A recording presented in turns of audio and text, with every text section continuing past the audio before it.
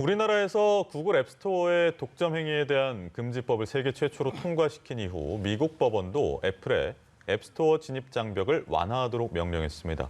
플랫폼 기업에 대한 반독점 규제 현상이 본격화하는 듯한데요. 네, 최근 또 서울에서 월세를 낀 반전세 임대차 거래가 늘어나고 있습니다. 전세의 월세화 현상이 우려되는 가운데 올해 들어 전세자금 대출의 98%가 전세 계약 등 실수요 대출로 확인되며 대출 규제의 실효성에 대한 의문도 제기가 되고 있습니다. 부동산 시장 상황도 오늘 함께 살펴보겠는데요. 김대우 경제일기 오늘도 김대우 박사와 이야기 나눠보도록 하겠습니다. 네, 어서 오세요. 안녕하세요, 목사님. 며칠 전에 한국 국회에서 구글에 대한 인앱 결제 그걸 강제하는 것을 제재를 거는 그런 법안이 통과됐지 않습니까? 그렇습니다. 그 구글 방지법은 예. 사실상 우리나라가 세계 최초로 만들었죠. 그러니까 보다 구체적으로 말씀드리면 인앱이라는 게 이 프로그램을 다운로드 받았을 때 그 다운로드를 시켜준 애플 스토어 같은 그런 도매상들을 통해서만 결제하도록 하고 그 도매상의 30%의 비용을 내도록 하는 게 그게 인앱 결제입니다. 어플리케이션 안에서 결제한다고 그래서 인앱 결제예요. 그런데 인앱 결제를 이제 강제할 수 없다. 그래서 각 최종 소비자가 원하는 대로 각자 하게 하고 30%도 받을 수 없다. 이게 이제 우리나라 그 국회에서의 어떤 입법이었죠. 그런데 미국에서는 아직 입법까지는 가지 않았고요.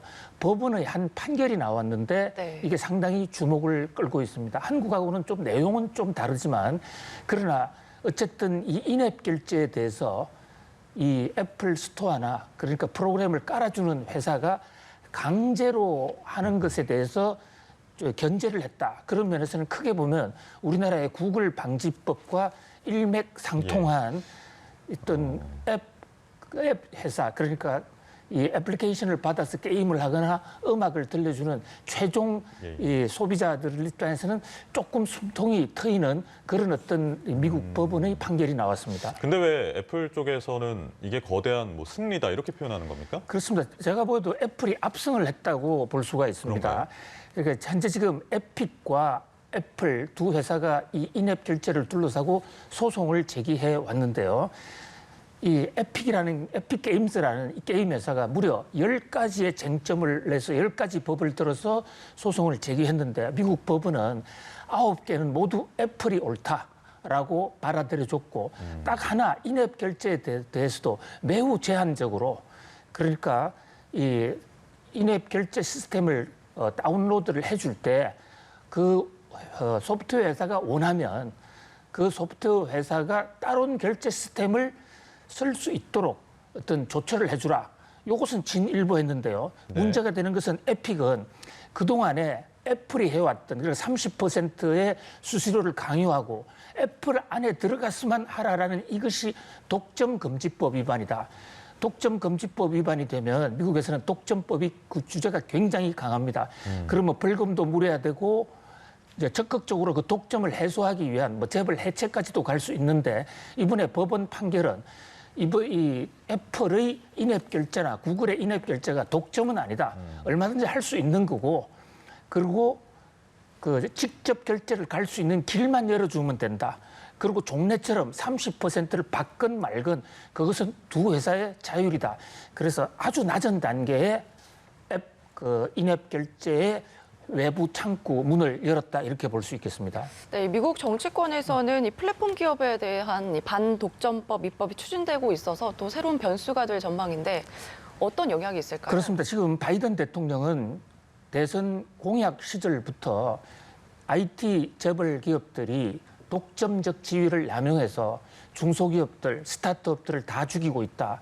그래서 지금 그러니까 미국의 백악관이 주도를 해서 지금 독점 금지법을 만들고 있습니다. 그런데 이번에 법원이 이 인앱 결제가 독점을 위반한 것은 아니다라고 판정을 내리는 바람에 바이든 대통령의 이 독점 금지법 규정을 통한 이 IT 대기업에 대한 규제가 상당히 탄력을 좀 잃어버릴 것 같아요. 물론 재판은 2심도 있고 3심도 있습니다만은 미국의 법조계 일각에서는 여전히 IT 대기업들의 행동을 어떤 그 창의적인 혁신으로 본다. 특히 이번 판결에 판사의 판결에 보면 혁신을 성공해서 잘했다고 해서 그것이 곧 독점은 아니다. 성공이 독점은 아니다라고 해서 애플과 구글의 영업 여건을 합리화시켜주는 그런 모습이거든요. 예. 만약에 한국처럼 구글법이 됐으면 구글은 원칙적으로 한국에서는 구글이나 애플이나 30% 결제를 원칙적으로 하지 못합니다.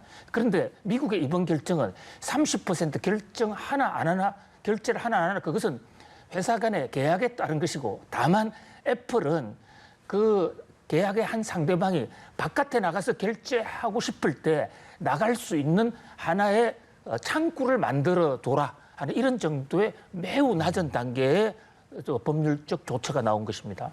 예, 어쨌든 이 에픽게임즈라는 회사가 포트나이트라고 우리나라에서도 인기 있는 그렇습니다. 게임을 만든 회사인데 이 에픽게임즈나 아니면 그 생태계를 만든 뭐 구글이면 안드로이드 그리고 애플이면 앱스토어 이렇게 생태계를 만든 회사들이나 서로 결국에는 공생관계다 보니까 윈윈하는 쪽으로 가야 될 텐데 뭐 갑질은 물론 없어야 되겠지만 뭐 전체적으로 좀 어떤 방향으로 나가야 윈윈할 수가 있을까요? 그렇습니다. 이번 에픽 사건을 우리가 좀 진상을 명확하게 좀 볼 필요가 있는데요. 뭐 사건 영어로 표현되니까 복잡하지만 내막은 간단합니다. 지금 말씀하신 대로 에픽 게임즈라는 회사가 포트나이트라는 게임을 개발해서 호평을 받고 있었습니다. 그런데 애플이 그 포트나이트라는 게임은 애플 스토어를 통해서 나간 거고 우리가 깔아준 것이고 우리 시스템으로 작동이 되는 거니까 거기에 수수료 30%는 우리한테 내라 이런 것이거든요.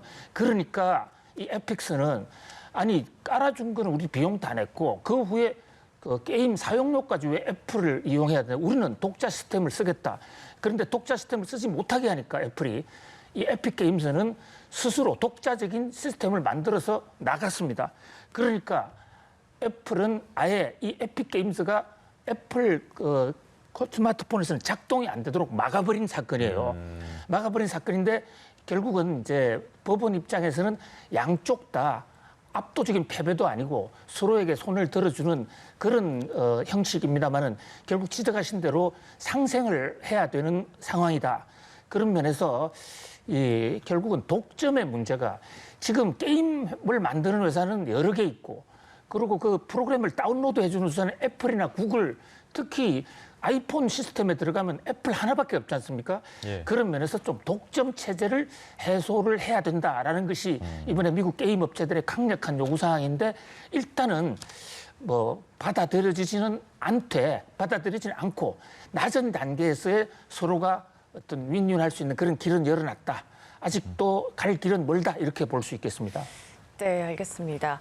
그리고 또 공정거래위원회가 대형 온라인 플랫폼에 대한 감시 강화를 밝힌 가운데 카카오 김범수 의장에 대한 조사에 착수를 했거든요. 자료가 누락되거나 또 허위로 보고된 정황이 포착이 됐다고요. 네, 공정거래위원회가 지금 카카오를 본격적으로 때리고 나섰는데요. 네. 지난주에는 우리 금융위원회가 카카오나 네이버를 상대로 이 금융상품 비교를 하면서 은근슬쩍 이 IT 기업들이 갑질을 하는 것이 아니냐. 그래서 24일까지 그런 행위를 일체 규제하라 이랬는데 이번에는 공정거래위원회가 나서서 김범수 카카오 회장의 위법성을 조사하고 나섰습니다. 지금 현장 조사까지 했는데요. 이 카카오라는 회사의 그 지배 구조를 보면요. 카카오 위에 K큐브 홀딩스, K가 카카오의 약자고요. 예. K큐브 홀딩스라는 회사가 있습니다. 네. 거기에 지금 사진에 나오는 김범수 회장이 그 주식을 100% 다 갖고 있고 K큐브 홀딩스라는 회사가 카카오를 소유하고 있는 이런 형태인데요. 돈은 카카오가 벌지만 그 돈 버는 것의 배당은 김범수 회장이 소유하고 있는 K큐브 홀딩스로 다 올려요.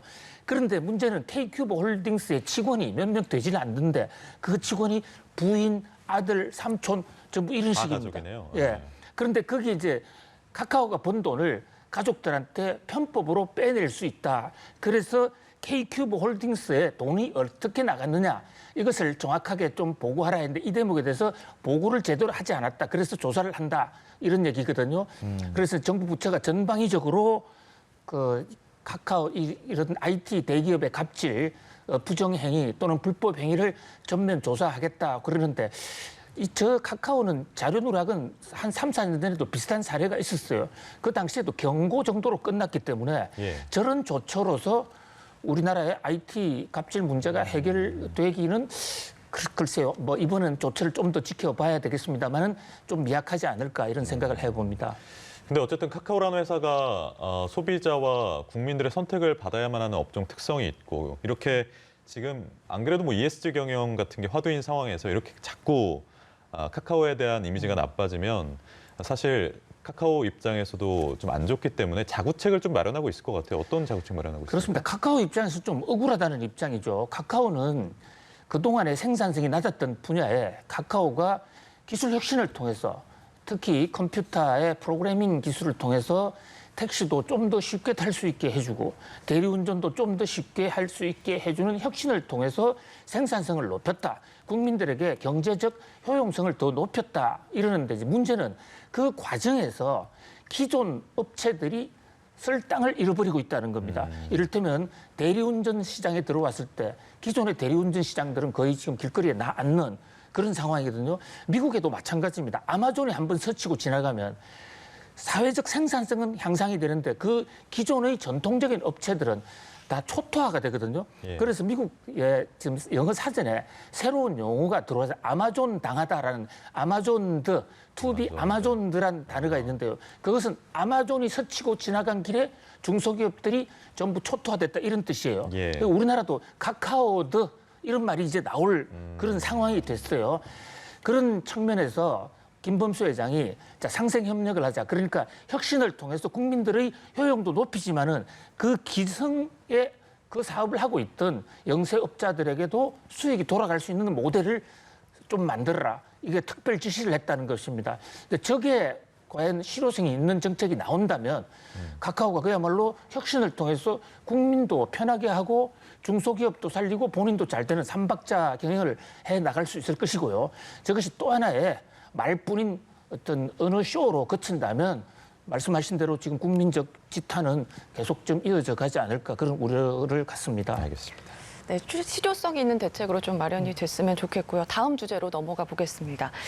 서울에서 월세를 낀 반전세 거래가 10건 중 4건이나 차지를 해서 전세 월세화 속도가 빨라지고 있는데 어떤 상황인가요? 네, 월세냐 전세냐 네. 이게 굉장히 임대 시장에서 중요한 문제입니다. 특히 돈이 없는 임차인 입장에서는요.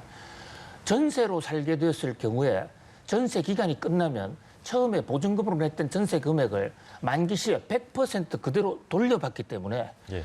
경제적인 손실이 그렇게 크지 않다고 할 수가 있죠. 또 그 돈을 가지고 자기의 마이홈의 꿈도 꿀 수가 있습니다. 그런데 월세를 하게 되면 매월 이자가 또박또박 나가고 그 돈은 그냥 자기 계정에서 어떤 차감이 되는 것이기 때문에 돈이 줄어드는 것이죠. 전 세계적으로 전세 제도를 쓰고 있는 나라는 제가 조사한 바로는 대한민국밖에 없습니다. 이게 굉장히 아름다운 제도예요. 또 세입자들을 위해서 상당히 도움이 되는 제도인데 그런데 최근 들어서 지금 그래픽에 나오고 있는 대로 서울 아파트 10채 중에 4채가 이미 월세를 껴고 있다. 그래서 전세의 월세화가 빠른 속도로 지금 진행되고 있는 것입니다. 예. 왜 그런가 이걸 조사해봤더니 가장 핵심적인 것은 임대차 3법 이후에 최근에 임대료가 많이 오르지 않았습니까? 전세금이 많이 오르니까 갑자기 예를 들어서 5억 전세였는데 전세금을 8억으로 내라, 9억으로 올려라 이렇게 되니까 세입자 입장에서는 그 돈을 마련할 길이 없습니다. 네. 그래서 매달 조금씩 비용이 나가는 일부 반월세, 반전세 형태로 돈을 내겠다. 이러니까 임대인 입장에서도 좋은 것이죠. 현찰이 들어오니까. 그러다 보니까 지금 월세가 빠른 속도로 확대가 되고 있는 그런 모습입니다. 그래서 결국은 전세 가격이 올라가면서 인해서 그 후폭풍이 월세의 확산으로 이어지고 있고 그 부담은 세입자들에게 전가되는 것이 아닌가라는 그런 안타까운 소식입니다. 예, 근데 그 전세금이 이렇게 오르고 이러다 보니까 전세 자금 대출을 받아야 되는데 지금 정부에서는 대출을 좀 조이겠다는 입장이고 실제로 5대 시중은행의 전세자금 대출 98%가 다른 데 돈을 쓰는 게 아니라 정말 실수요, 전세금에 투자라는 그런 돈이라고 밝혀졌는데 계속 이렇게 줄여도 되는 겁니까? 그렇습니다. 참 이게 그 두 마리 토끼를 다 잡아야 되는 정부로서는 고민이 커지는 그런 문제라고 할 수 있겠는데요. 지금 가계부채가 워낙 그 빠른 속도로 늘어나고 있기 때문에 우리 금융의 안정을 위해서 또 금리 인상 시대에 가계의 안정을 위해서 정부 입장에서는 이 전세 대출이라도 줄여야 되는 그런 어떤 당위적인 또 상황이 있긴 해요. 예. 그런데 또 한편으로는 최근에 대출, 가계 대출 늘어나는 걸 보니까 상당수가 전세 대출이고 전세 대출이 투기 목적이라보다도 갑자기 지금 말씀하신 대로 전세금이 올라서 그러니까요. 그 전세금 메꾸기 위해서 대출을 늘린 거단 말이죠. 그런 게 이제 금융 통계에서도 대부분이 전세 대출은 실수요다라는 얘기가 나오다 보니까 결국은 가계 대출을 줄이자니 이 전세가 대출이 잘 안 되게 되고 또 전세 대출을 늘리자니 가계 대출이 늘어서 금융이 불안정되고 결국은 이 경제 정책이라는 것은 완벽하게 한 측면의 목적을 다 달성할 수 있는 그런 어떤 선택은 없습니다. 결국은 서로 양쪽의 그 목표와 현실적 그 제약 이런 것을 잘 가감해서 정책 당국이 현명하게 부분적인 어떤 목적을 달성해 나가면서 절충안을 택하는 수밖에 없는데요. 아무튼 금융 당국의 어떤 뭐 고민도 깊어지겠습니다만은 그럴수록 금융 당국이 좀 솔로몬의 지혜 묘수를 내서 양쪽 다 불만이 없는 그런 정책을 펴야 될 것으로 보입니다. 네, 기대해 보겠습니다. 네, 추석 이후에도 가계부채에 대한 추가 보완 대책이 나온다고 하는데 충분히 고려한 그런 정책이 마련되었으면 좋겠습니다. 네, 김대호의 경제일기 김대호 박사와 함께했습니다. 감사합니다. 감사합니다, 박사님.